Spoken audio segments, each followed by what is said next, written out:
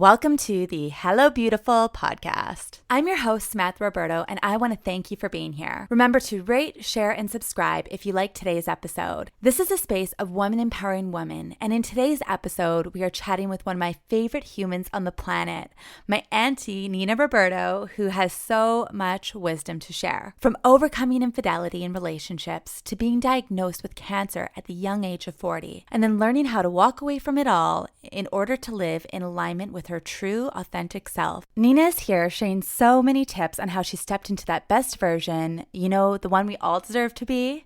This episode is just so good. So on that note, let's get to it.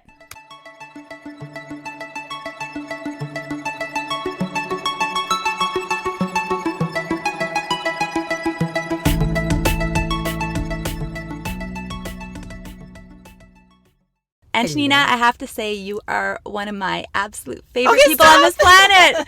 No, it's so true. You have been such a guiding post throughout my life, and you have taught me so much, and probably the closest thing to a mentor that I have had sort of throughout my life. So I'm so excited to have you here today. Oh my goodness. Tell us a bit about yourself. Okay. Well, I was born and raised in Thunder Bay, Ontario, as you were. I had a pretty normal childhood, normal upbringing, 2 immigrant Italian parents that adored me. And I had older brothers, one of them being your father, of course, that really mentored me and took care of me. And I had this wonderful childhood, and they gave me a lot of confidence. And, as I grew up, I met the man that I married when I was 18. Mm-hmm. And, he was this tall, good-looking athlete. And you went away to university together. You went to Western. And when I came back to Thunder Bay after I graduated, I don't know, my parents were quite, they were strict Italian parents. And we just decided to get married. And I don't know if it was just because I needed some more freedom. I don't know. But we got married at the age of 23. Wow. Yeah. Then we had 3 children together when I was 25, 27, and by my 30th birthday, I had my 3rd child, right? We started businesses together, and everything was quite wonderful. I mean, I lived in Thunder Bay with my extended family, your brothers and sisters, everyone, and had these successful businesses. But what ended up happening very slowly, this chipping away at the marriage, it started to really change. I found that there was an indifference towards me, right? Mm. And I was getting attention from everyone else but the person I wanted the attention from. And after years and years and years of that, you feel very invisible, right? And to the outside world, everyone saw this power couple, great children, successful businesses, big house, cars, everything that people think makes someone successful. And makes someone happy. Exactly. And because you saw behind the scenes, that I was so sad inside. It was almost like there was an emptiness within, like all of these other things were filling you, and then you go back in and the one person that you wanted to be there to sort of be a best friend and be that, it just I was very lonely. And what started happening is the walls just started to cave in my life. And I felt, because I lived in Thunder Bay, right? It wasn't like you could drive an hour and be in another big city or something. It's very isolated. So I just felt like all the walls were constantly caving in on me. And no one would understand my unhappiness because I had everything that made somebody happy. And people were looking at you almost like, well, what do you have to complain about? Yeah, like, what's wrong with you? What's wrong with you? Like, you got to get your head checked. Like, what's wrong with you? But meanwhile, it wasn't a problem with your head. It was your heart. There was something within you that was just like... Right. And you know what I would say, Samantha? I would say, this is killing me. That is something that I just kept saying, oh, this is killing me. And I'd speak to my ex and say, if you don't want to be with me, let me go. For some reason, I felt like I needed him to do it. His permission. Yeah. Yeah. Which is very strange, right? Because I'm a strong woman, but I was just, let me go. Don't just keep me here. Because I didn't want to be the one to leave because I would have felt very guilty because people would look at me, and I didn't want people to not like me because of that, because everyone loved, the facade that we had, and it's the fear of pulling the pin, like being the one to actually pull the pin and to cause that whole facade. She left him. She ruined the family, especially, we're Italian descent. She broke apart the family. It's her, right? And you think of the in-laws. I mean, I'm sure everyone could relate to that with divorce. So I felt like I needed permission, and I would say, you're making me sick. This is making me sick. And then you know what happened. Well, I found out about a few instances of infidelity. Okay, so then what happened? You were in the situation where you were feeling like you're caving in and all this. What ended up happening? Eventually, I found out about a couple of affairs, and that really shattered my world, because you think, well, if you don't want to be with me, let me go. Don't do that. And let's try to keep this facade together. I mean, it just didn't make sense to me. It really shattered me. And literally a month after this happened, I felt the lump in my breast. And that's where that journey began of my breast cancer journey. And I really feel that I manifested breast cancer by saying these things. And it's not even that you manifested it by saying it. It's that your intuition saw the signs, but the way you were feeling in the relationship might have manifested it, and you were actually catching yourself, like saying, I'm going to get sick. Right. But you didn't listen to those, No, reverse that. My goodness, I never thought of it that way. I thought I was calling it in. But maybe the feeling of being there was manifesting it, and those, you were just observing it, but you didn't connect those two dots. Maybe. But it was almost like everything just happened back to back, because I ended up taking him back. Yep. Very quickly, right? Because again, that guilt, the kids, the house, and all of a sudden he was the bad one, not me, right? And you know what? In a way, I'm glad we were together at that point, because when I did get diagnosed with breast cancer, and it was an aggressive form of breast cancer, it was more helpful that he was there just to help with the children. So I went through that battle, as you know. I had a lumpectomy and went through chemotherapy. I had a skin sparing double mastectomy, and then a radiation at the end. So I had the whole thing. And how long was your treatment? Like, how long was that process? The whole thing lasted about a year. About a year of treatment. A year of treatment, yeah. And one thing that I remember for you is that when you first went into chemo, tell our listeners what you did. All right, that's right. So the night before chemotherapy, I remember, my husband went to bed, and I went into my washroom, and it was kind of like I didn't want to go to sleep, because I thought, oh my goodness, once I go to sleep, I have to wake up and it's time for chemo, my first chemo. And I knew that this transformation would happen with me, where I would never be the same again. Once that started, like, I will look different physically. The hair would start to go, your breasts will look different, right? The whole thing. So I remember being in my bathroom, and then for some strange reason, I don't know why I did this, but I took a selfie because I want to capture that. And I was actually sitting on the bathroom floor when I did that. I posted on Facebook with a message to women and people out there saying this, telling my story, to check themselves. I never thought this could happen to me. We're not invincible. And then I went to sleep. Then the next morning I woke up and I realized what I had done and was so vulnerable in this post. So I reached for my phone and I said to my husband, oh my gosh, I can't believe I did this. And when I reached to my phone and looked at it and to erase this post, this Facebook post, and I saw just hundreds, like just messages and shares and this outpouring of love to me. And I had this, I don't know why, but I had this feeling that people didn't like me for some strange reason. That I was always the bad one. It's the inner critic that lives in our head, right? And you always kind of put Right. yourself down and think certain things. And Yeah, so I thought that I was the bad one. So this outpouring of love, I thought, wow, this is incredible. So I was going to go into chemotherapy with sweats on and, just be comfortable. And I went, no way, I'm going to go into chemo. I'm going to stay like a boss. And I looked good. I put my makeup on, I wore heels, and I walked in there just going, let's do this. And that was that. And unfortunately, it brought me to my knees pretty quickly, because 3 hours after that first chemo session, I couldn't lift my arms. I was out of commission straight for 9 days straight until my hair started to fall out. But you maintained. You wore your heels. I did. To chemo every single time you went in. It was your little symbolic cue to have in there that you were going to win this. Just watch me. Just watch me. I am going to overcome this and be more powerful on the other 100%. side. This is little things that you can do for yourself, right? And at that point, I just started to speak goodness over myself. I am healthy. I am healthy. I said that so many times. I actually would say, in the name of Jesus, I am healthy. Over and over and over. I had it as my screensaver. I had notes on my walls. And I actually started to inspire women at that point. I realized the power of the internet being raw and authentic and true, and how many people I helped. And since then, I cannot tell you how many women have reached out to me about breast cancer, or that said, Nina, you've always inspired me and given me strength, or like that.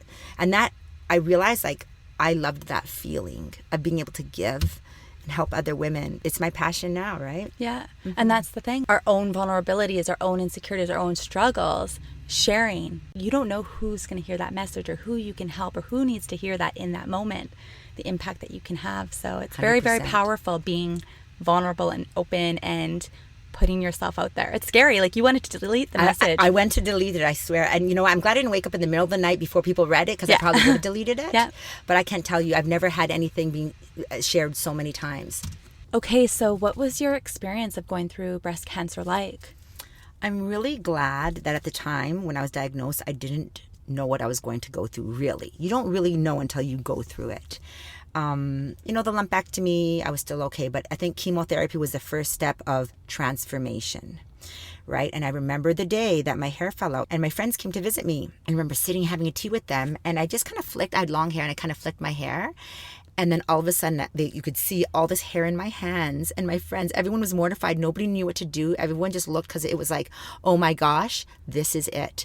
So then I went with my other hand, like I flicked the other side, and more hair came out. And then my daughter Capri came by behind me. She said, Mom, why you have hair all over your back, right? So I guess I started shedding. And I remember at that time, all I could think about is I wanted everyone to leave. I was trying to be nice. I tried to make no big deal. I guess it started, right? I remember my friends all had tears in their eyes. Like, no, it was awkward. Nobody knew what to do. Nobody knew what to say. Like, this was happening. And so for me, losing my hair, before you have breast cancer or any kind of cancer, I'm sure that's one of the first questions. That's one of the first questions I asked. Instead of, am I going to live? I asked, am I going to lose my hair? Which is an extremely vain thing, you'd think. When I finally lost it, it wasn't so bad. Like, that part, like, you have so much going on that it's like the least of your worries, right? But I remember, you know, looking at myself in the mirror, I look at myself and there I am, bald. I had no eyelashes, no eyebrows. I felt like an alien, and I didn't recognize myself. And I had to gain weight because I needed the fat transfer from my stomach, right? I needed that fat to be as much as possible in order to replace my breast tissue with my stomach tissue. So I had to gain like 30 pounds.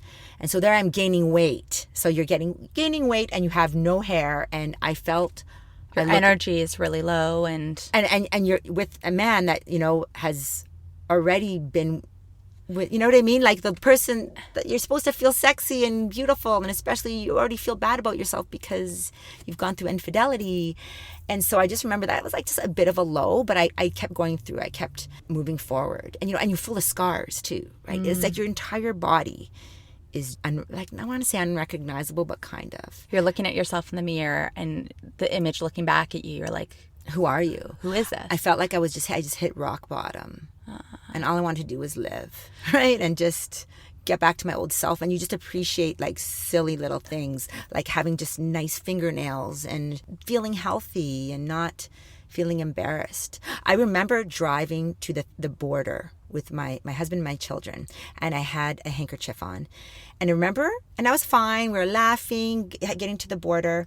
And then when my husband passed the passports over to the border crossing official, I burst into tears because I knew he would look at my photo and then look at me and be like, is that her? And, you know, and in a split second. So breast cancer gave me all these moments that you don't expect them to happen. You don't. When my hair started to grow back, and I had this little Halle Berry thing going on because it grew back curly. I remember I was at a gala in Toronto. It was a fundraiser. My first time back. It was for real estate. And my hair needed a little trim, like just in the back, because it started to grow. And I remember when the guy came to cut the back of my hair a little bit, I went back into, oh my gosh, the last time I had my hair cut, my head was shaved. And I burst into tears. So these unexpected moments happen all throughout breast cancer. There's so many stories like that.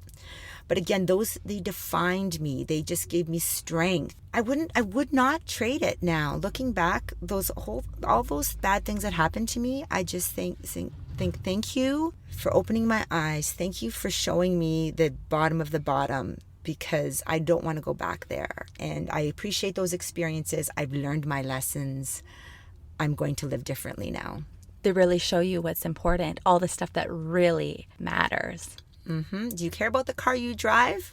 when when you're in that kind of state? Do you care if you get a bad haircut, or do you care if you the clothes that you're wearing? Like, nothing matters. It's just your relationships, having your health. There's nothing more important to me right now than my health, honestly. It's number one, because if you're not healthy, you can't help anybody else. No. And mental health is probably even more important, because that ties into your body and everything else. And something with you, because it was this physical illness of cancer that sort of got you your mental health of making sure you're living heart, mind alignment moving forward, right? Like, it really propelled you into a space that helped you get into... So true. And the one thing that people have to realize is that no matter what, it's very hard work. It is daily consistency, routines, and work. And you can look at someone and they look like they have their life together, right? Even the ones that kind of do, they're living their authentic life, their purpose, they're working at it, and they're failing all the time. So, when you're failing in a day at something, you always have to think, I'm not failing, I'm just learning, right? There are no failures, they're lessons. Life is just a classroom full of lessons, and whatever blocks you have in your life are not blocks, they're redirections. So you really have got to understand. And once you change your mental state like that and realize, okay, no, I'm doing awesome. I'm learning. This happened for a reason, to teach me something. What is this going to teach me? This person in my life who I'm no longer with, what did they teach me? And it's reframing to gratitude, as opposed to say that person did this, pointing a finger, he took those years, he cheated on me. Yeah. Once you reframe it and you can say, you know what, I'm grateful for this experience.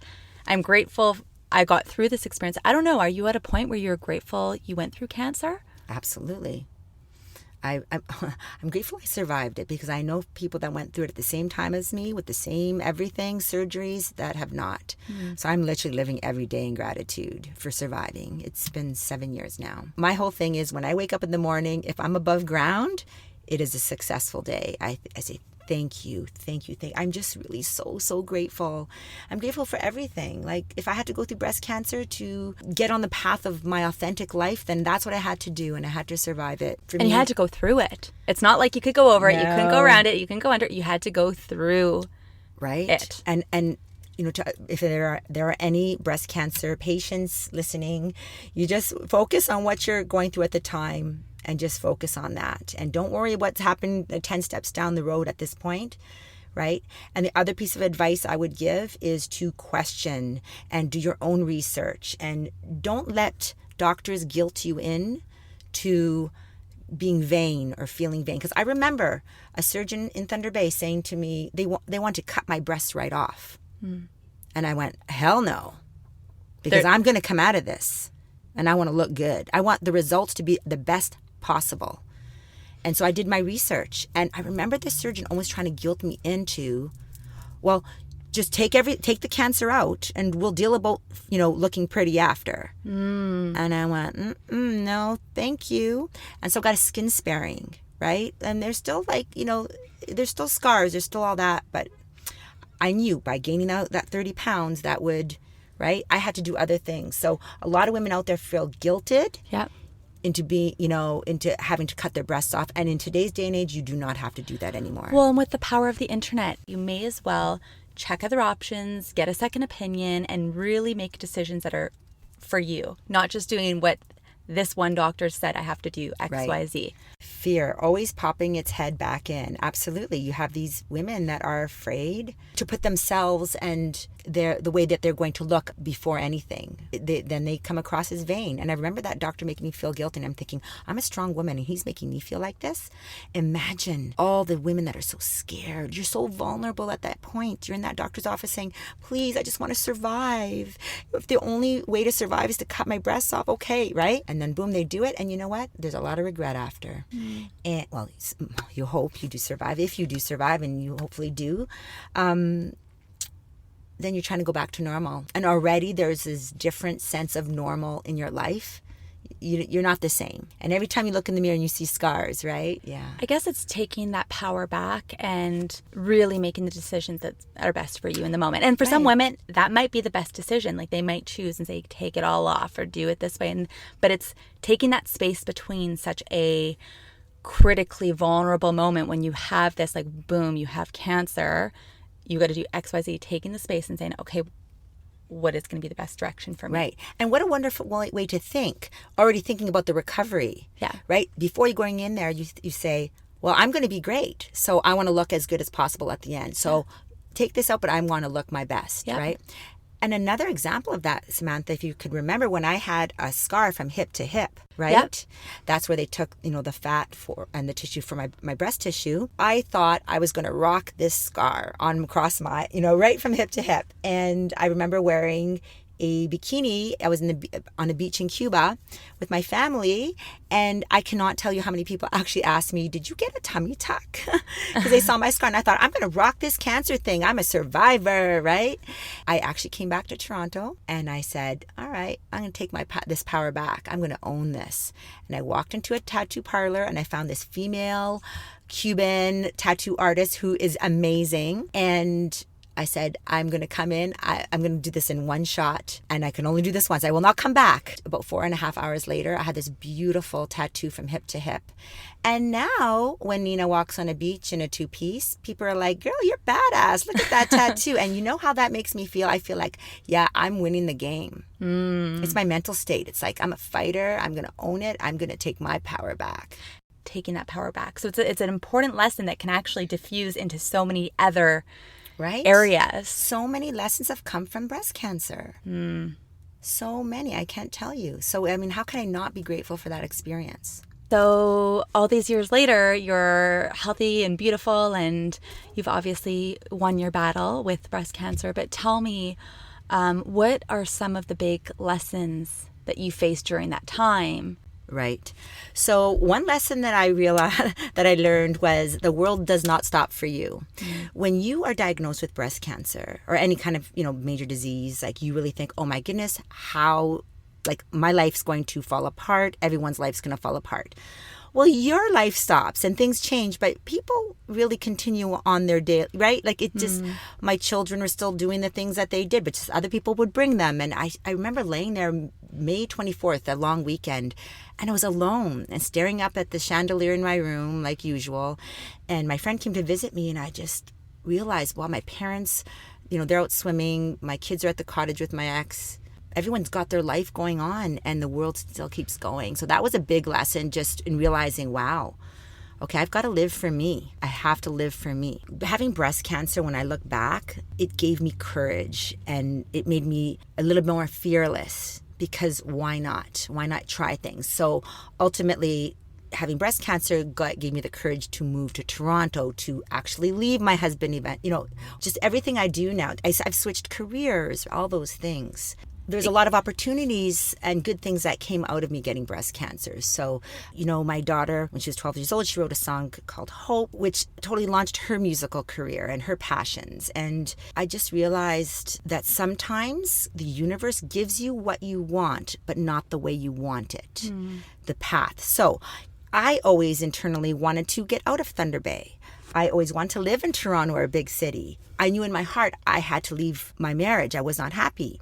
So there's things that I wanted. I had to get breast cancer in order to get those things. That was the vehicle that I was given in order to give me the strength to do that. You were resisting those things so much because you didn't want to shatter that and I needed illusion. That's right. I needed something drastic to happen in order for me to really open my eyes. And then the minute that happened, that you faced the illness the way that you did, it was like mortality motivation. You've got one life. Yeah. Look in the mirror. How do you want to live it? Right? I could be dead tomorrow. So why should I stay here and be unhappy? Why should you live for everybody else's opinions? What do I have to lose? And I say that a lot. What do I have to lose?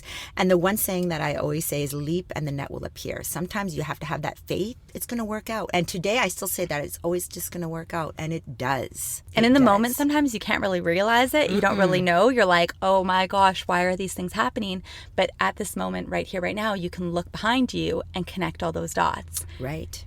And most people, I realized, and I could see this, they are just so paralyzed by fear. And I was one of those people. I stayed 10 years too long. I did everything everyone else wanted because I feared judgment. Fear, fear, fear, fear. Now I'm trying to live fearless because what do I have to lose? Because it's going to work out. Yeah.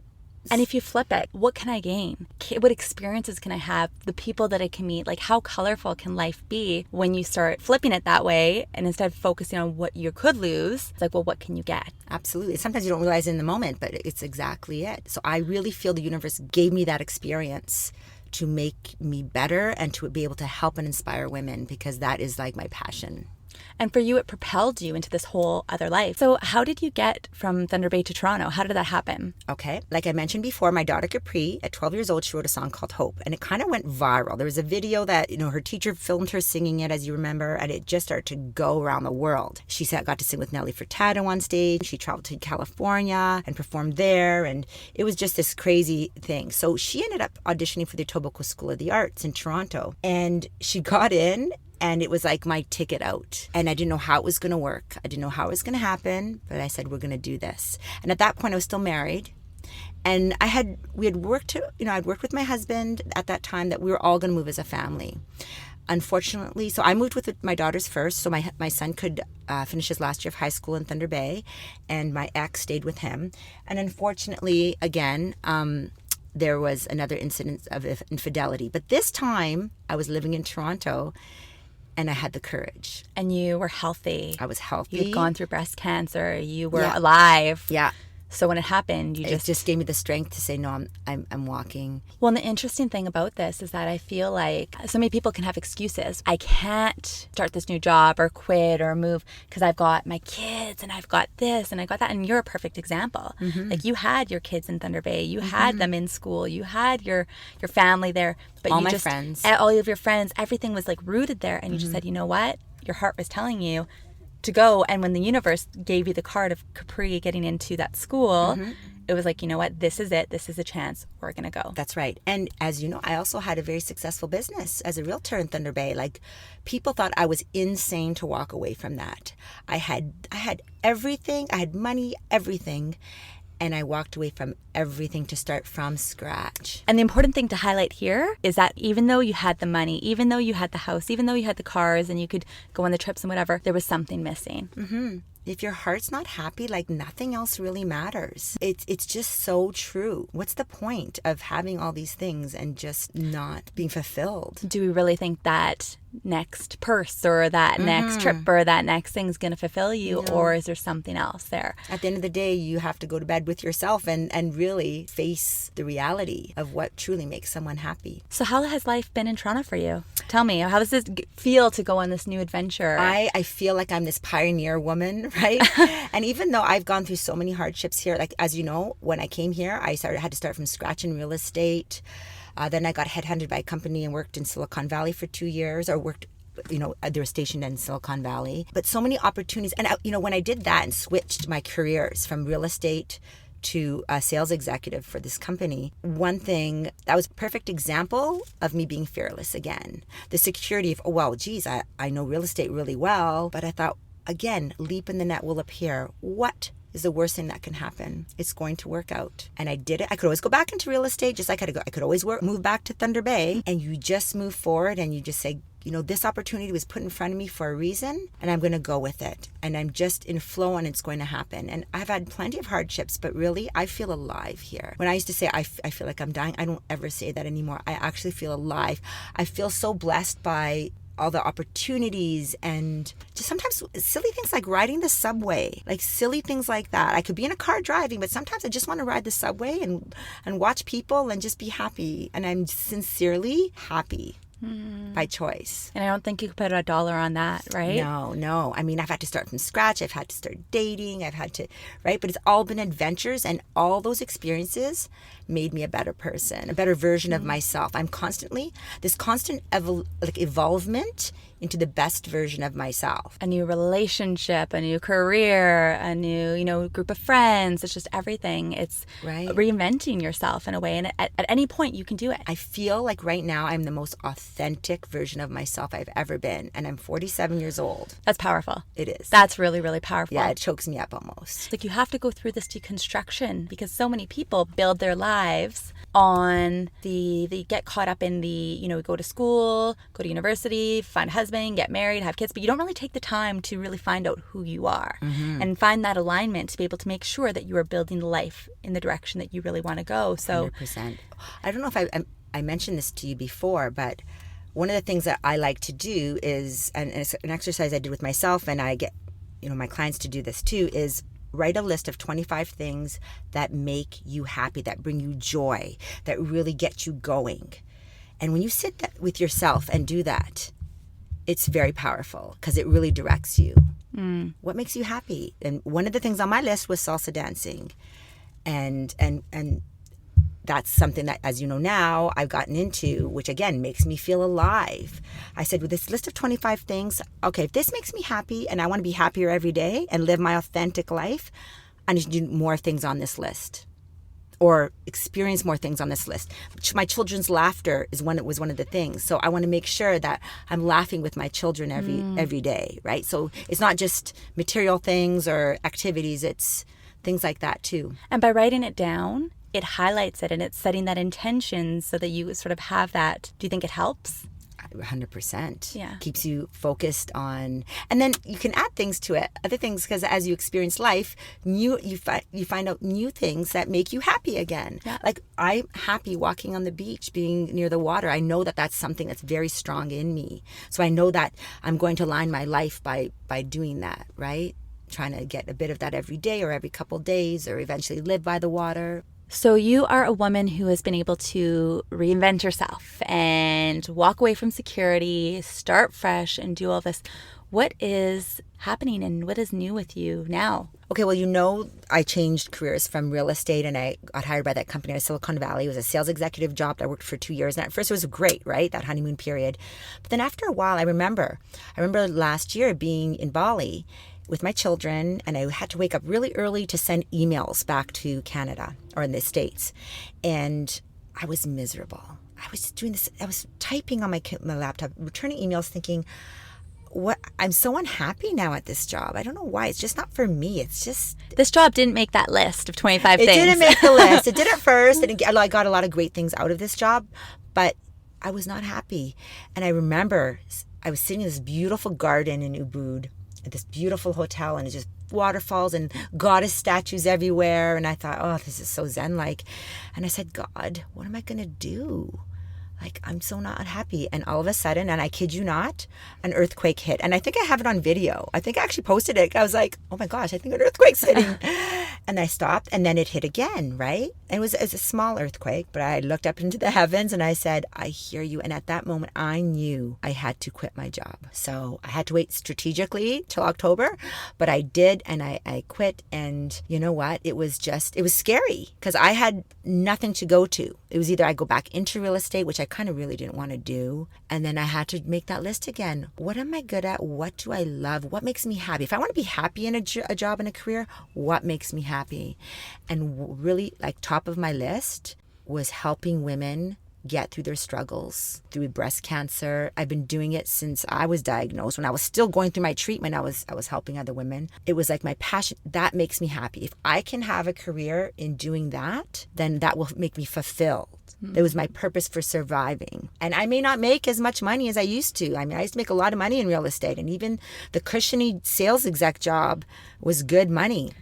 The benefits, the perks, the credit card, the stuff you get. Oh gosh, yeah, I missed that credit card. But like the car allowance, it just went on and on. I walked away from it all. And sometimes I do think I'm crazy. I do, because I think, why did I do that, right? But you leaped. I leaped, and that's where I am now, where I'm launching, Like a Boss coaching and coaching breast cancer patients and even other women just to get through all their struggles and let them see the beauty that they have inside them and where they can go, and that they always had the power inside. It's always been there. You just have to tap into and believe in yourself. And sometimes you need somebody there that's guiding you and said, listen, I got you. I know. This is my story. We can do this. These are the steps that I took, or this is what you can do. It's almost like that bird's eye view. There's tools. There's actual tools. There's things that you can do to get through anything.